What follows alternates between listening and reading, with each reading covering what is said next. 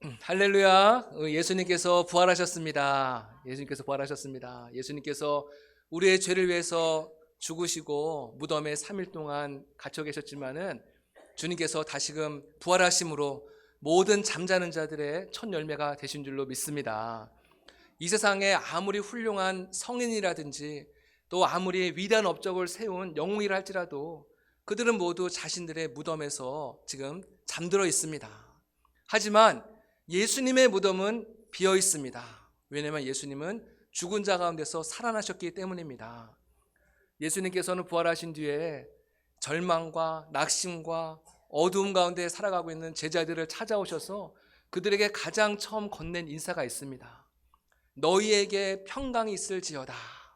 너희에게 평강이 있을지어다. 히브리어로 샬롬, 샬롬. 우리 옆에 계신 분들하고 함께 인사 나누실까요? 집사님에게, 권사님에게 평강이 있을지어다. 같이 인사하겠습니다. 평강이 있을지어다. 샬롬.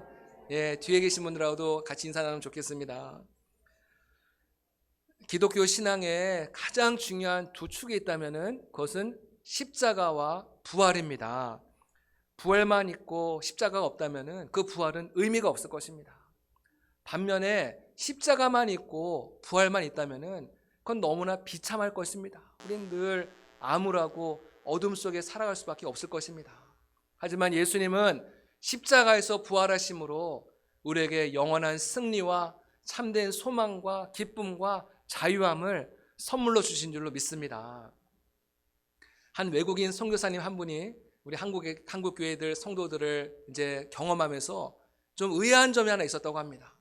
한국 교회 성도들은 교회 밖에서는 그렇게 즐겁게 해피하게 잘 지내는데 교회 안에만 들어오면은 이 표정이 심각해지더라는 거예요. 그 이상해가지고 이제 아시는 동료 한국 목사님께 여쭤봤대요. 왜 한국 교회 성도들은 밖에서는 막 그렇게 즐겁게 지내다가도 교회만 들어오면 왜 이렇게 심각해지냐? 뭐 무슨 이유가 있는 거냐? 이렇게 물었답니다. 그러니까 한국 목사님은 너무 갑작스러운 질문에 이렇게 대답을 했다는 거예요. 아, 한국 교회 성도들은 예수님의 십자가를 묵상하기 때문에 늘 이렇게 심각하다. 그러니까 선교사님이 다시 한번 물어봤대요. 혹시 한국교회 성도들은 예수님이 부활하신 사실을 잊어버린 거니? 그렇게 물어봤다는 것입니다. 우리 산남교회 성도들은 예수님 부활하신 거 다 알고 계시죠? 기억하고 계시죠? 늘 주님이 주시는 기쁨과 소망 가운데 살아가시기를 주님의 이름으로 축복합니다. 제가 부활절 설교를 준비하면서 제 스스로 나름대로 발견한 참 흥미로운 사실이 있었는데요. 예수님께서는 공생의 기간 동안에 제자들에게 자신이 고난을 당하고 죽은 자 가운데 3일 만에 다시 살아날 것을 무려 3번이나 얘기했습니다. 그런데 예수님의 제자들 가운데 예수님이 죽으셨다가 다시 살아날 것을 믿었던 사람은 단 한 사람도 없었습니다. 예수님의 제자들은 예수님께서 돌아가신 뒤에 한 곳에 모여가지고 문을 완전히 걸어 잠근 뒤에 그들은 두려움과 걱정과 근심 속에 빠져 있었습니다. 만일 예수님이 다시 살아날 것을 믿었다고 한다면은 그들은 문을 활짝 열어놓고 예수님의 다시 오심을 환영하고 기다렸을 것입니다. 예수님을 그토록 사랑했던 여인들도 마찬가지입니다. 예수님이 다시 살아날 것을 믿었던 사람이 한 사람도 없었다는 거예요. 그들은 안식 후 첫날 새벽에 예수님의 무덤을 찾아가지 않습니까? 부활하신 예수님을 만나러 찾아간 것이 아닙니다. 예수님의 시신에 향품을 부어드리기 위해서 그들은 찾아갔어요. 그런데 무덤 속에 있어야 될 예수님의 시신이 보이지 않자 이 여인들은 크게 슬퍼하면서 눈물을 흘립니다. 누가 예수님의 시신을 훔쳐간 거 아니냐? 굉장히 걱정을 하죠. 여기서 볼 때 이 여인들은 예수님 다시금 부활할 것을 믿지 않았다는 증거입니다.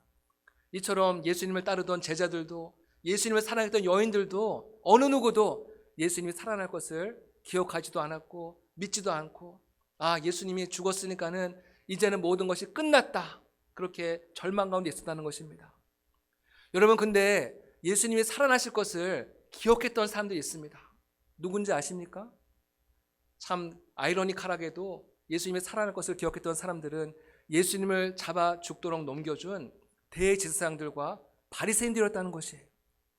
그들은 예수님께서 십자가에 돌아가신 뒤에 빌라도를 찾아갑니다. 그리고 빌라도에게 이렇게 말을 해요. 저 예수라는 사람이 살아있을 때 자신이 죽은 자 가운데 3일 만에 다시금 살아날 것이라고 얘기한 것을 우리가 기억한다는 거예요. 그러니까는 빨리 저 예수의 무덤에 경비병을 보내서 저 무덤을 굳게 지키라고 그렇게 얘기했다는 것입니다. 여러분 정말 놀랍지 않습니까? 예수님을 따르던 사람들은 어느 누구도 예수님이 살아날 것을 기억하지도 않았고 믿지도 못했는데 오히려 예수님을 죽도록 넘겨주었던 종교 지도자들은 예수님이 하신 말씀을 그때까지 기억하고 있었다는 거예요. 이것이 우리의 인간의 한계이고 인간의 연약함이고 부족함입니다.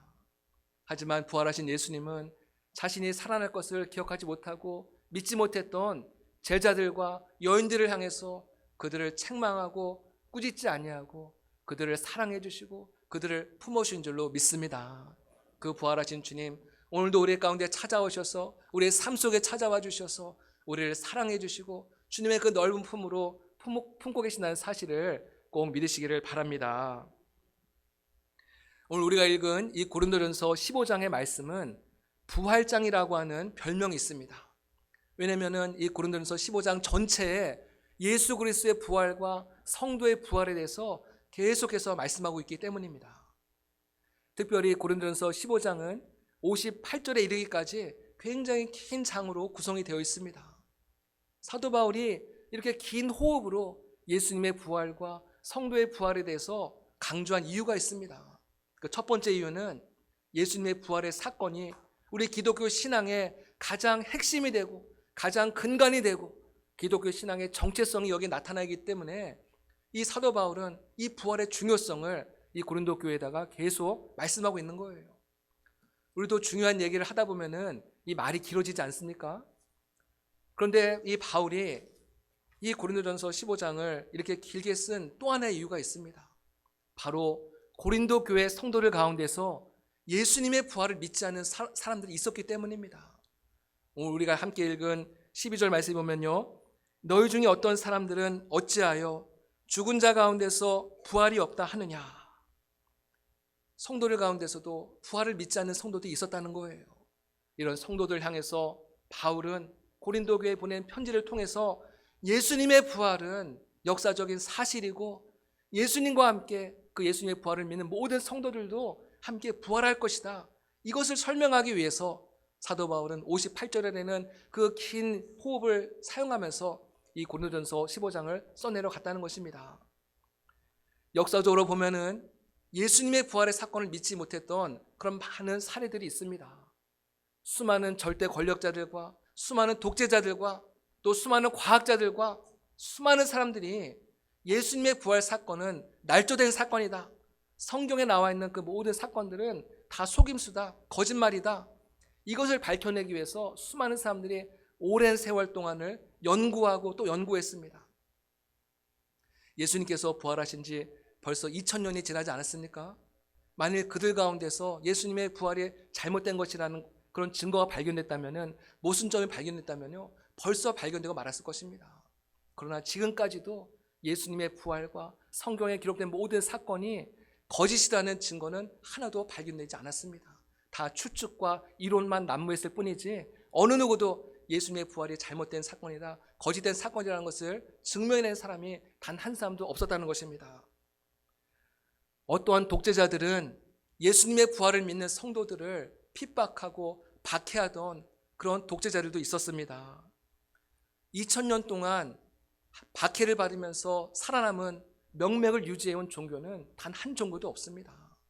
최고 권력자들이 박해할 때 그 모든 종교들은 무너지게 되었는데 이 기독교는 박해를 받으면 받을수록 오히려 더 강해지고 더 번성해지더라는 것입니다. 왜 그런지 아십니까? 기독교 안에 예수 그리스도의 생명이 있기 때문인 줄로 믿습니다.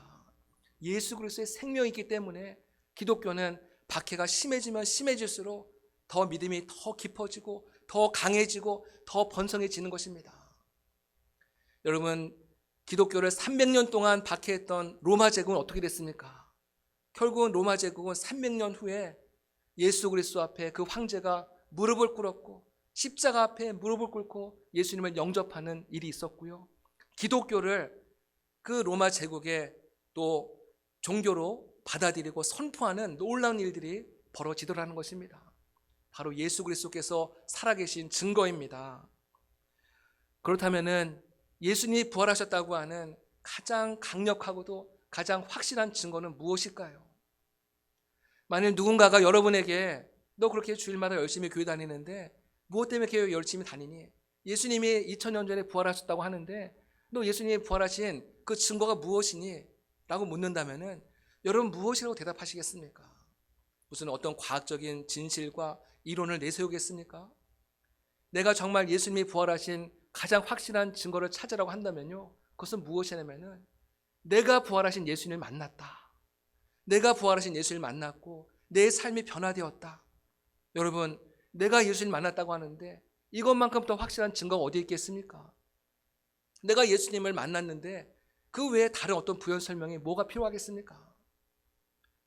여러분들의 삶 속에 정말 부활하신 예수님을 만난 분명한 증거가 있기를 주님의 이름으로 축복합니다. 그래서 사도 바울은 고린도전서 15장 5절 말씀 가운데서 예수님을 만났던 수많은 사람들의 이름을 말씀하고 있습니다. 예수님은 부활하신 뒤에 게바 곧 베드로를 가장 처음 만나셨고 12제자들 만나셨고 그 외에 500여 형제에게 일시에 보이셨다 말씀하고 있습니다. 그 중에 절반가량은 지금 사도 바울이 이 편지를 써내려가는 그 가운데도 지금까지 살아있다 그렇게 기록하고 있습니다. 어떤 사람은 예수님의 부활을 믿지 않는 사람들 가운데는 이렇게 주장하는 사람도 있습니다. 예수님이 정말 부활한 것이 아니라 예수님의 제자들이 예수님을 너무나도 그리워하고 사모한 나머지 그들이 어떤 환각 상태에서 예수님을 잘못 본 것이다, 착각한 것이다 이렇게 주장하는 사람이 있어요. 여러분 물론 한두 사람이 환각 상태에서 잘못 볼 수는 있을지 모르겠습니다. 하지만 500명이나 되는 그 정상적인 사람들이 동시에 어떤 집단적으로 잘못된 어떤 환각 상태에서 예수님을 본다는 것은 그런 가능성은 완전히 제로입니다. 예수님은 분명히 살아계셨고 또 많은 500명이나 되는 그 수많은 사람들이 예수님을 직접 눈으로 보았고 손으로 만져봤고 예수님을 경험했다는 것입니다. 바울은 가장 마지막에 나도 예수님을 만났다. 만삭되지 못해서 난 자와 같은 나 자신조차도 예수님을 직접 만났다. 그렇게 고백하고 있습니다. 여러분 원래 이 사도 바울은 예수님을 잘 믿던 사람이 아니었습니다. 오히려 예수 믿는 사람들을 굉장히 미워하고 핍박하던 사람이었습니다.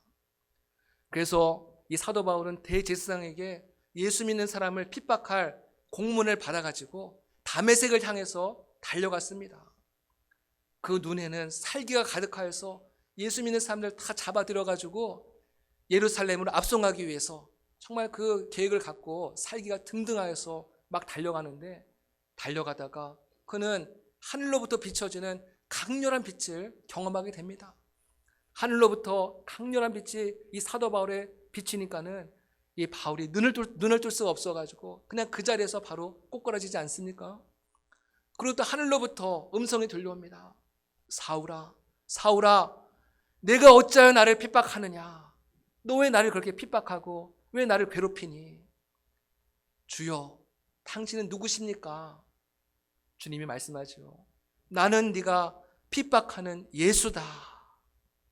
사도 바울은 그 자리에서 살아계신 예수 그리스도, 부활하신 예수 그리스도를 만나는 극적인 경험을 하게 되죠. 예수를 만난 이 사도 바울의 삶은 180도로 완전히 변화된 삶을 살아갑니다. 그동안은 예수 믿는 사람들을 핍박하고 박해하던 삶을 살았는데 이제는 예수 그리스도를 증거하고 복음을 전하기 위해서 오늘은 이곳, 내일은 저곳 전 세계를 다니면서 자신의 삶을 복음을 위해서 완전히 던지는 그런 사도 바울의 모습으로 변화됐다는 것입니다. 사도 바울은 평생 자신이 쌓아올렸던 수많은 학문과 업적과 명예와 이 모든 것들을 한순간에 배설물로 여기고 주님을 위해서 한평생을 복음을 전하는 삶을 살아감으로 자신의 삶을 마감한 것을 우리는 보게 됩니다. 이렇게 사도 바울은 부활하신 예수님을 너무나도 분명하게 체험하고 만났는데 부활이 없다니 그게 무슨 말이냐 하면서 이 고린도 교회를 향해서 굉장히 강한 어조로 예수님의 부활을 지금 증거하고 있다는 것을 말씀하고 있습니다. 오늘 바울은 만일 부활이 없다고 한다면은 우리의 모든 믿음이 다 헛것이다, 그렇게 말씀하고 있습니다. 이 헛것이라는 말의 원어적인 의미를 보면요, 빈손이다, 또 텅 비었다, 열매가 없다, 이런 의미가 있다는 것이에요. 기독교에서 만일 이 부활이라는 단어가 사라진다고 한다면은 기독교는 더 이상 기독교가 아니라는 것입니다.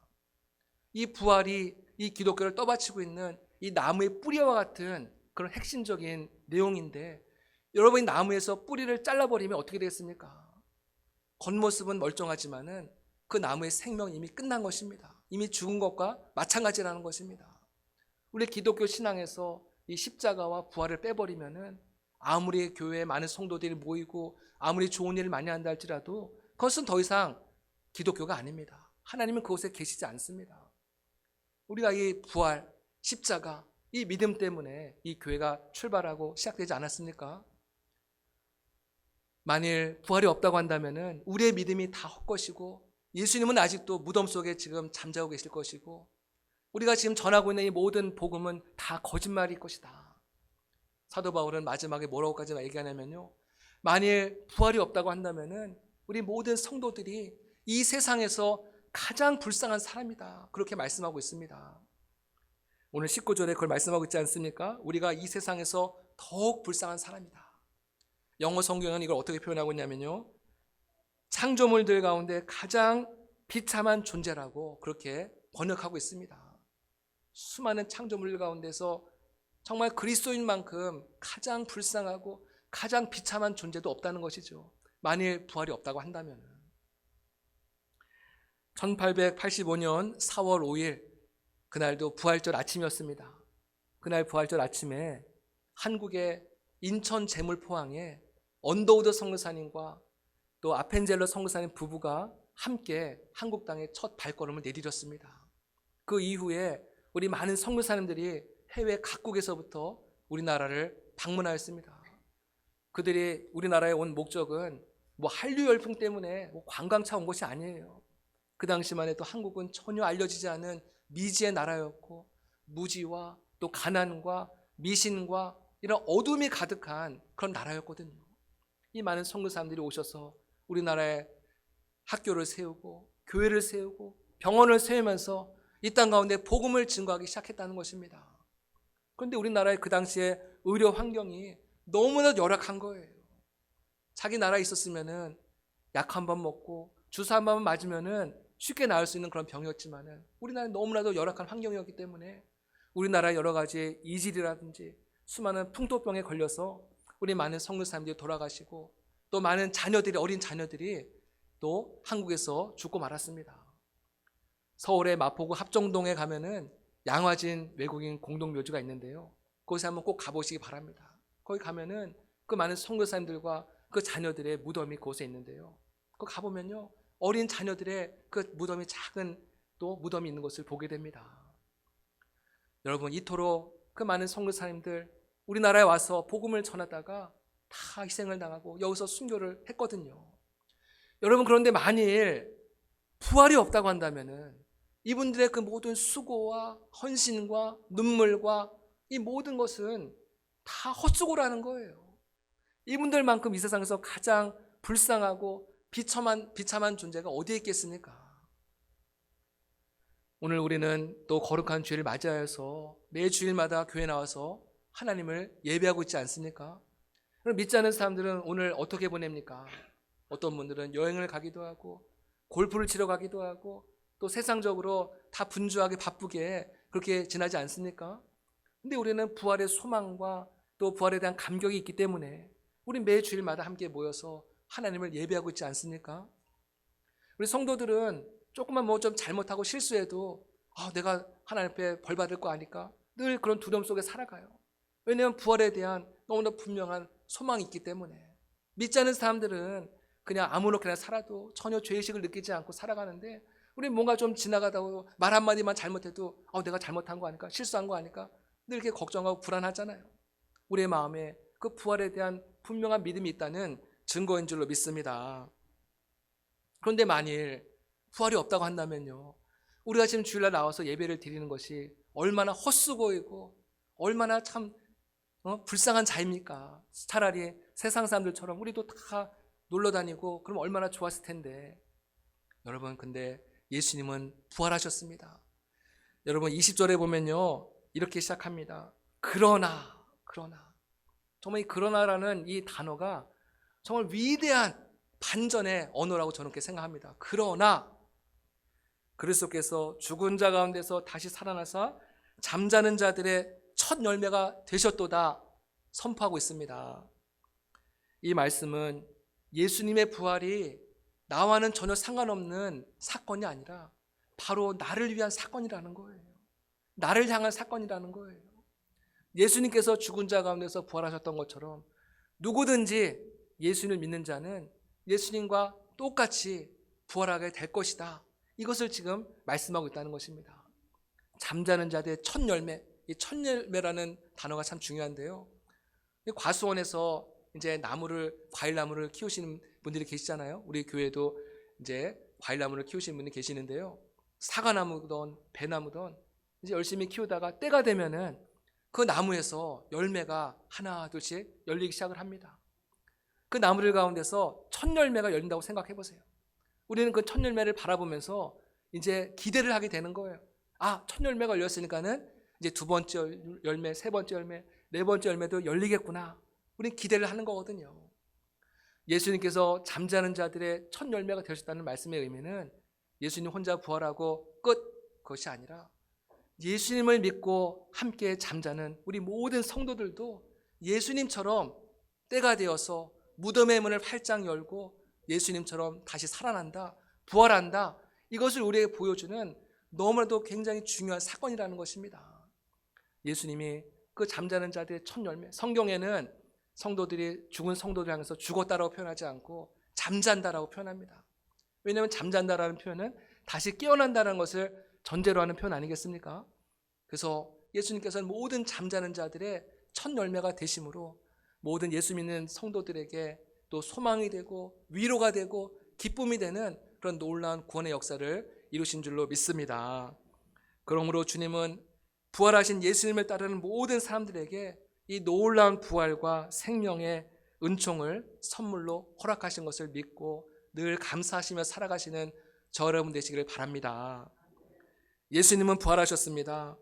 오늘날도 수많은 사람들이 부활하신 예수를 만나고 그들의 삶이 변화되고 그들의 삶이 거듭나고 그들의 삶에 놀라운 변화가 일어나는 것을 보게 됩니다. 오늘날도 계속 그런 일들이 지금도 일어나고 있다는 것이에요.